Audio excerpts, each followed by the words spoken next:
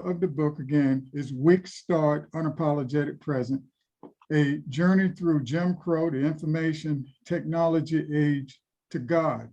It covers the weak start that I had early in my life, um, some experiences living under Jim Crow, my long career in the information technology industry. I attended North Carolina A&T, so I talk about that.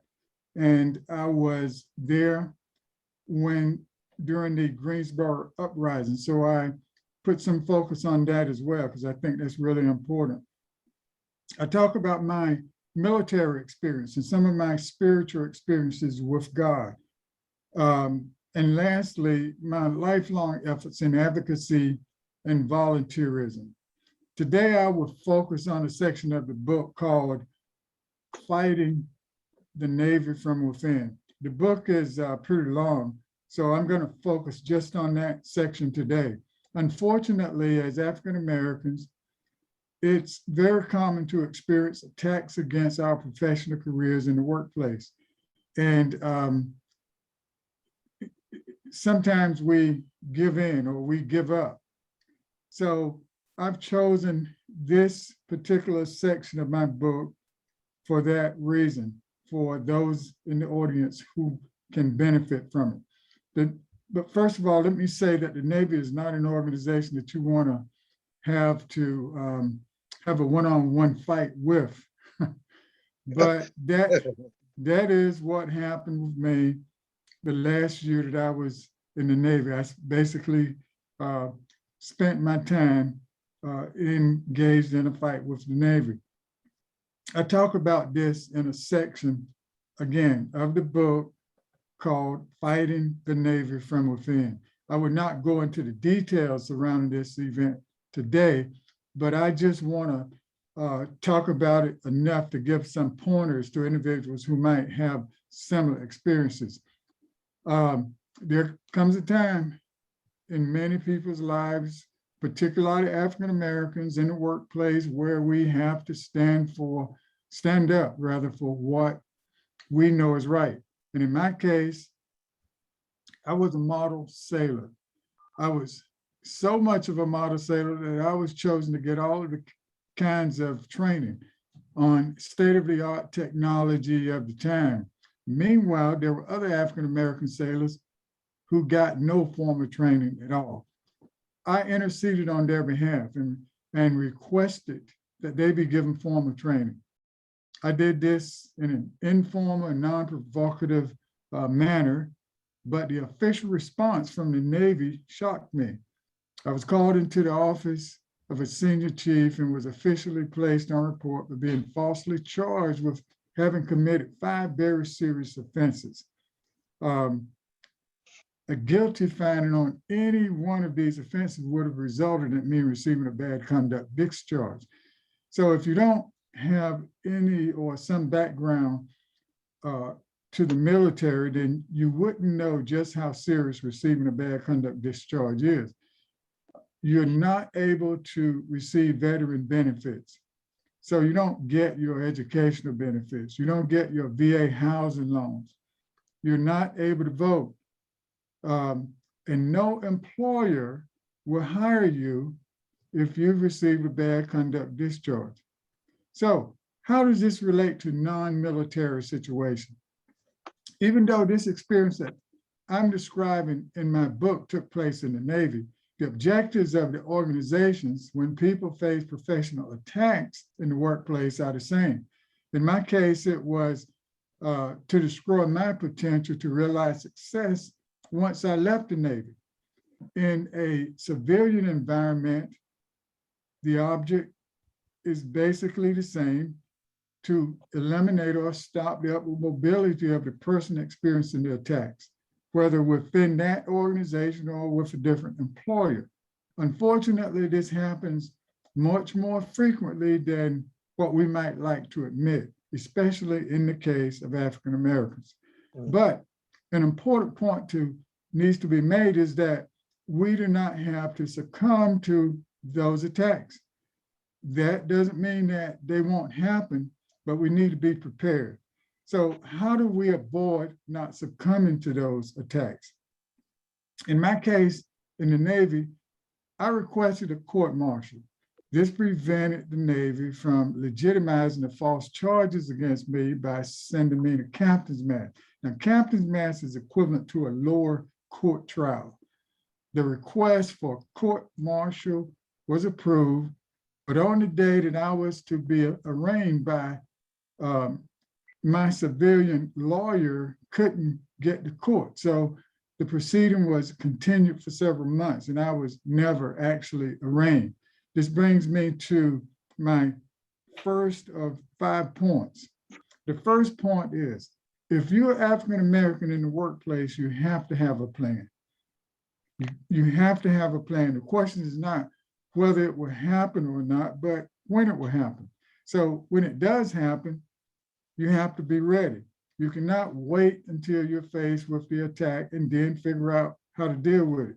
Your plan must be deeply anchored in principles, because you cannot fight everything that comes along.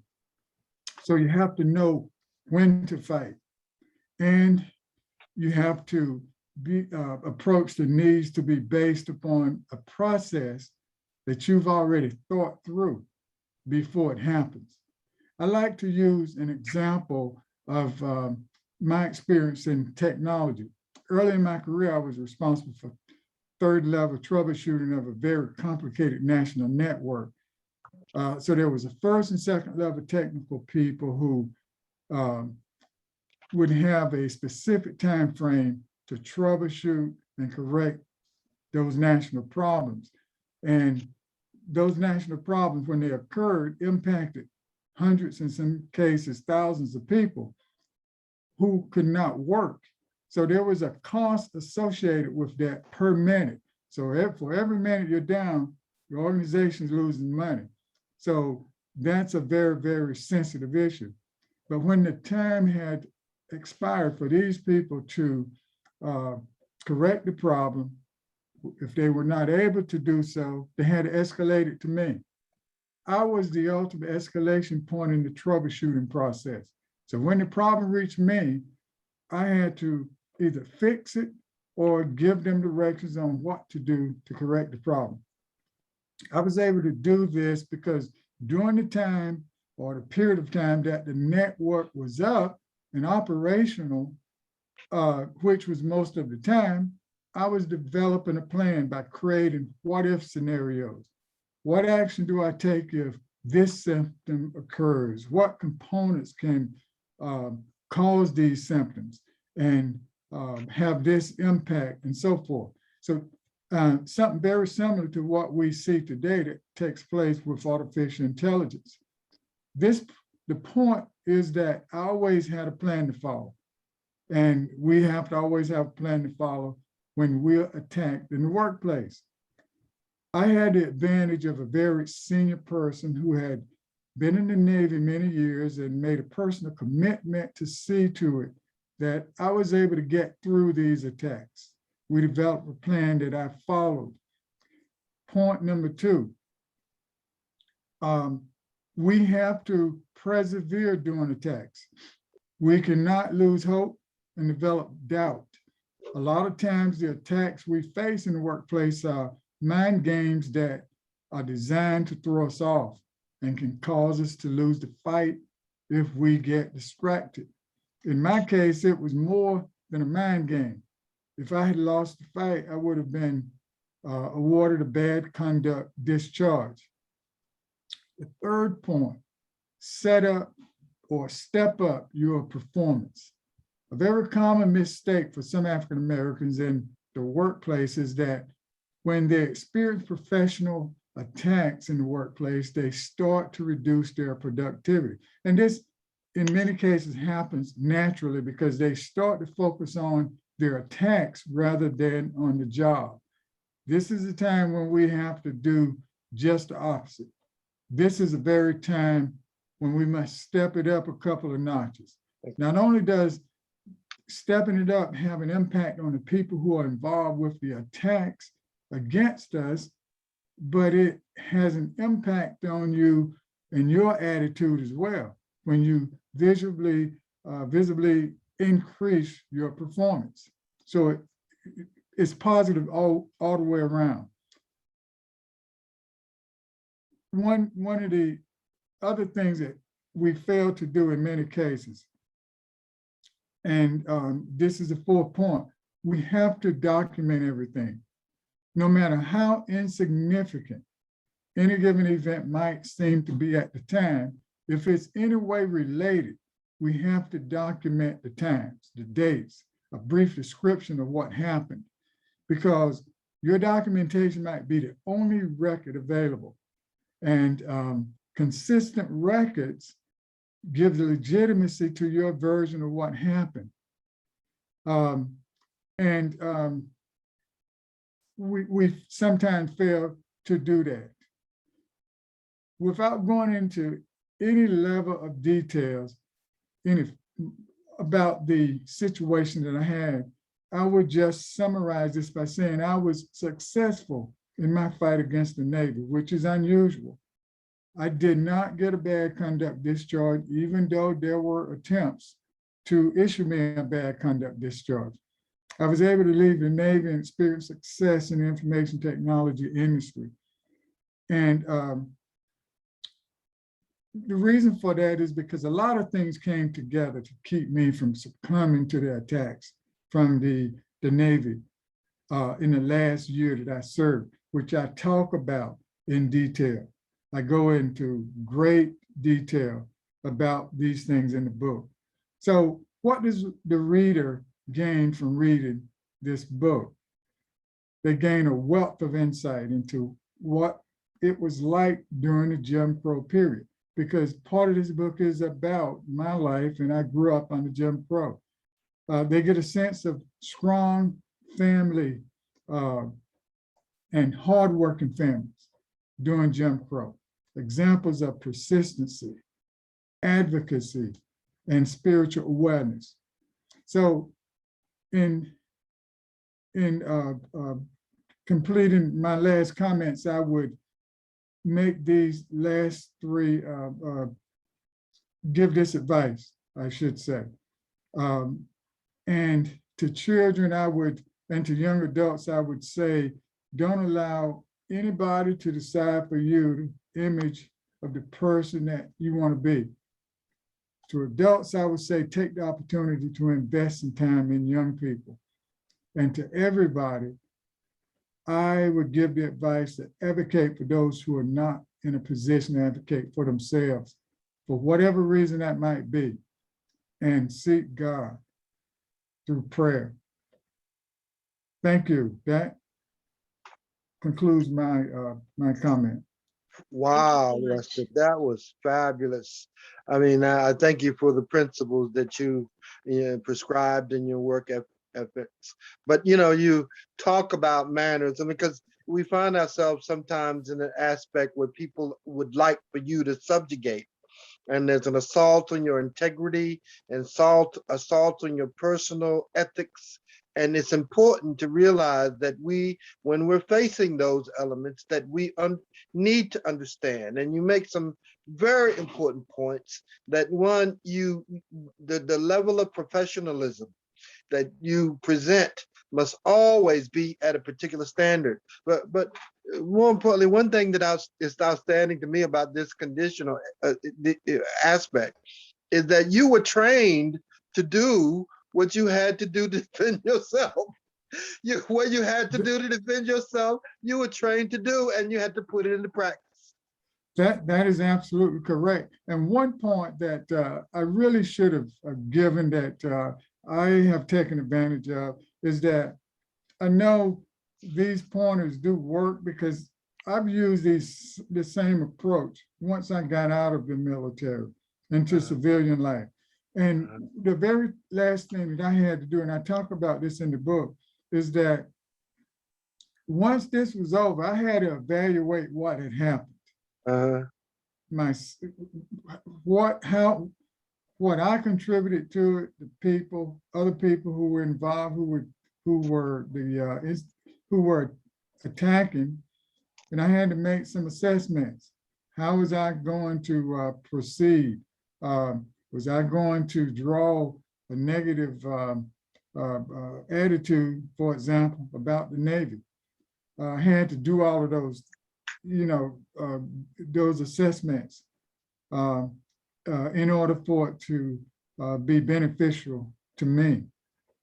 And, that's always important. Oh, yes. I mean, your approach, I have to give you credit for it, written in your book. It's profound. It's apropos for today, especially if you want to be recognized. I mean, if you're working consistently for your recognition and you've done outstanding things, and there will be those who would like to take away from your professional ethics and your integrity and that kind of thing. But you cannot let someone else's assault on your integrity have you undervalue your own integrity, such that you perform a different way, you engage differently, or you pursue the wrong objectives, or you diminish your own standard. And so that in itself is phenomenal, and it can be spoken of, and that's for everybody. That these messages are for everybody. And just because you have colleagues and associates that aren't pursuing perfection, it doesn't mean that you should. You should never diminish your own value, caliber, and capability. Under no regards. And so that says a great deal. So I want to share with you, with others, if there are questions that you'd like to engage author Mr. Patrick regarding, or maybe some of the challenges, or at times of, how can I put it, a personal, you know, pursuit. I mean, there had to be times where, what am I doing? Why would I do this? How can I hold up? Tell me where you referred. Tell me how you found the power and the strength to keep going. Well, there are a couple of things. First of all, I had my, and I talk about this in the book. I had responsibilities. I was married. I had just had, my wife had just given birth to our first child. So I had incentives. I could not afford to get a bad conduct discharge. I could not afford to be able to do well once I got out of the Navy. I also had I had a lot of help. I had the help of the NAACP, one of the most famous Navy admirals actually got involved, and I talk about that in the book. Not on a personal basis did he get involved, but officially. And then I had also some civilians in this local area who understood the environment that I was in. And again, I want to repeat, this was the Jim Crow.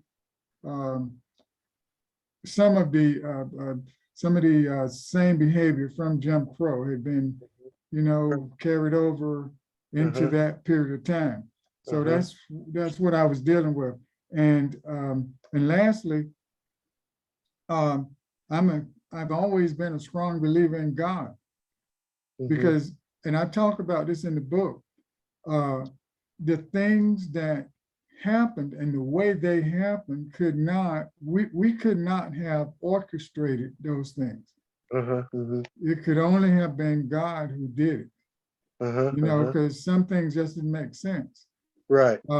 But again, I was successful, and that's very, very unusual in that type of a situation.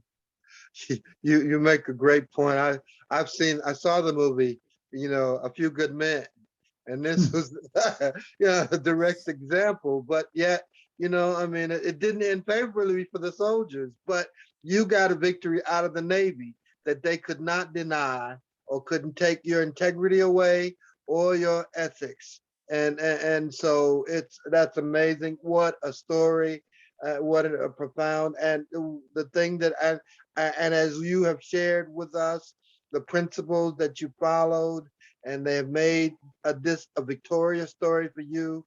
And I think it's important that the listeners find the prospect and opportunity to get the book and to read it and read for themselves. And Lester has got, he's a really powerful guy. He's got great experiences and his history, and smart. He's very smart too. So you know, I'm excited.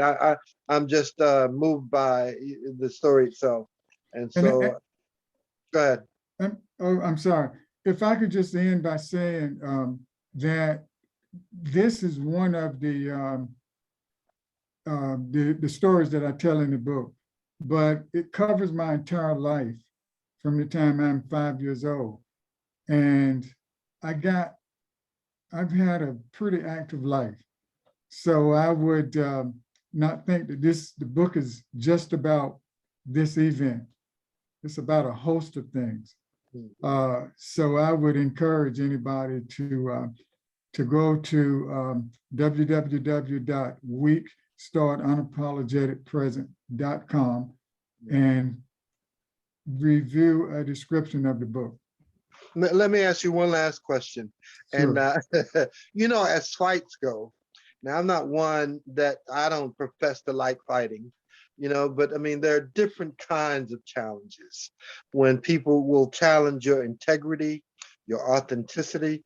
You know, back years ago, people would call you a lie, and then you'd have to fight for your name and reputation. You know, but smart people don't have to do that, but there are ways to pursue it. But I asked the question, you know, has this, you know, experience, you know, positioned you for the next fight, or do you think you put a top on all of them with this? Well, let me, in answering your question, Al, I think that, as I said earlier, it's a common thing for African Americans to have to deal with in the workplace. Early in my career, I was involved. There was a workshop for African American professionals that was sponsored by Black Enterprises, and they conducted these workshops in 3 or 4 locations across the country, a couple of places on the East Coast, and then New York, and I think Atlanta might have been one of the other places. And it was all about mentoring to people, African Americans, because we were, for the most part, just starting to enter the workplace in a professional roles. And so there's always been a need for it. This was a hands-on experience, I guess, for me. And I've used some of the same principles that I emphasized earlier during my presentation. But it also caused me to be an advocate in the community. So whenever I saw things or have seen things that I could impact through advocacy, I've taken advantage of that to try and help some other people who may not have the fight in them to deal with some things, such as school kids. I've been an advocate for school children for the last 35 years. And I've done that in a number of ways, some of which I talk about in the book. So in answer to your question, yeah, that experience gave me I guess the framework for getting involved and trying to help improve things in the community that I've always lived in. Awesome, awesome. Well,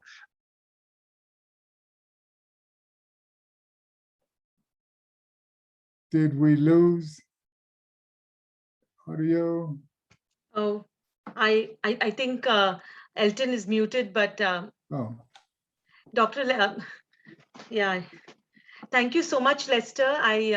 Uh, I really appreciate the resilience that obviously that you radiate, the resilience, both spiritual, physical, mental, emotional resilience, thank because you. that is the one key to transcending all these experiences. Because the power and control and ego is part of the human condition, and is there in every sphere of our lives, but it is our resilience and our spirituality and our persistence that helps us all transcend.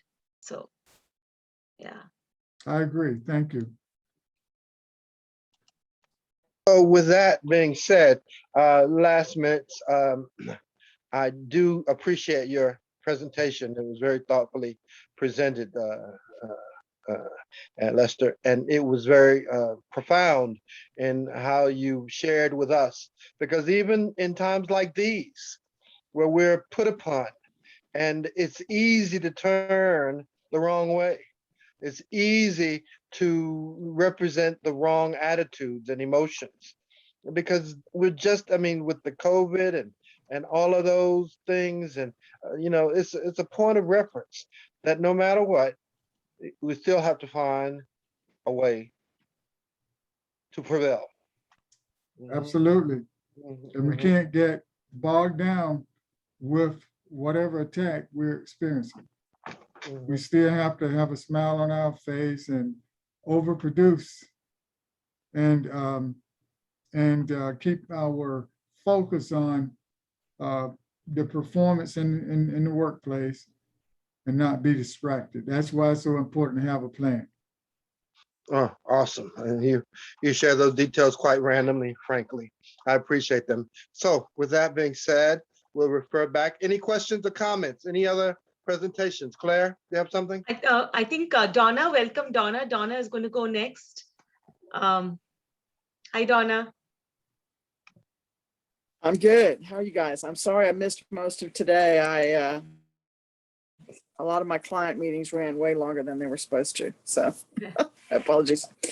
I'm assuming this will be recorded and I can watch the replay later. Oh, yes. Oh, yes. But I think usually Okay, when you good, give your presentation, we don't record, right? Is that true, Claire? Are we stopping recording? Do you want us to stop recording or?